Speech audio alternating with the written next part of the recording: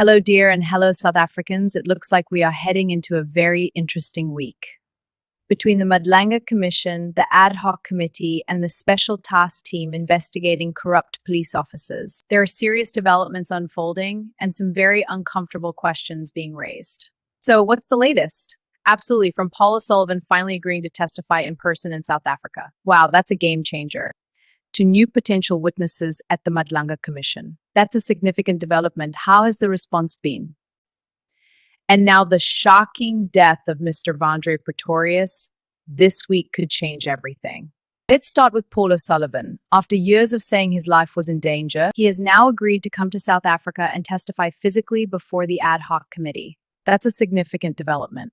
And that's not speculation. His final affidavit has already been submitted to committee members this afternoon. According to sources, he will be appearing in Cape Town, and Tuesday could be explosive. What makes this significant is that O'Sullivan has said a lot over the years. Right. His commentary has always been quite extensive. Allegations, names, documents, but now he'll be under oath in person. Exactly. Remember, the speaker and ANC members were accused of bias. Oh, yes, I recall that. Glenn Breitenbach had a different view. We're also accused of protecting certain individuals.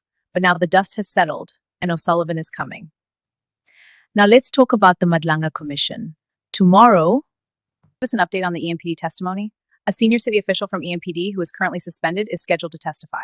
For security reasons, the commission isn't naming witnesses in advance. But based on what we know, there are two strong possibilities: Advocate Kemi Bihari or Ms. Linda Tasheka. I see, that's very helpful. And honestly, my strongest suspicion is Linda Tasheka, but based on what we know, there are two strong possibilities.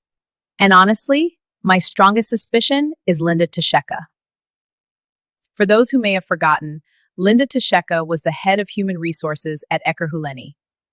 Multiple witnesses have described her as acting on instructions from Imam Mashazi, even when those instructions were unlawful. Unlawful? How does that change things? Testimony revealed that she had the authority to extend or not extend suspension, yet she allegedly allowed Mashazi to use her authority.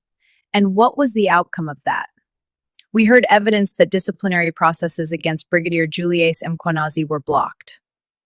Charge sheets were not served. Suspensions were unlawfully withdrawn. That's why the explanation was always the same. I was instructed. I was afraid of being shouted at. I didn't want to lose my job.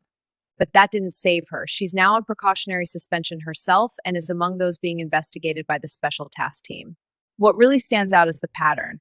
People who allegedly helped shield wrongdoing were rewarded. Promotions, salary increases, protection.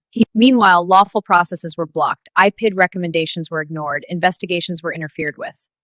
And now the big question is, will Linda Tasheka deny everything, or will she confess and expose everyone? Either way, the commission won't go easy on her. She knew her role, she knew her power, and I was scared is not a legal defense. Exactly. Accountability is key. Another name that keeps coming up is Advocate Kemi Bihari, head of legal services. Witnesses testified that he appeared suddenly in matters where the legal department had no role. Disciplinary processes are handled internally, not by corporate legals. Yet his involvement consistently benefited the same individuals. That's why there's a strong possibility he may also appear before the commission. Now we need to talk about something deeply disturbing: the death of Mr. Vandre Pretorius. What we know so far is chilling. He received a phone call shortly before going to the petrol station. That call may have led directly to his death. Eyewitnesses say he spoke briefly to his partner, gunshots were heard, and before collapsing, he reportedly said, "Sorry, sorry." The question is, who made that call? What was said? Was he warned about imminent arrests? I don't have all the details. We've seen this pattern before. Witness D. Marius Fransman, DJ Waters. Someone calls you, lures you out, and then silence. We're told arrests in the Emmanuel Bensa case may happen this week. People are running for cover. And Falis Yusuf Abramjay revealed that witnesses at the Madlanga Commission are only protected on the day they testify. That is unacceptable. If protection ends the moment you leave the commission, then witnesses remain in danger. Funding, political will, accountability. This isn't just a commission issue, it's a government issue. Funding, political will, accountability.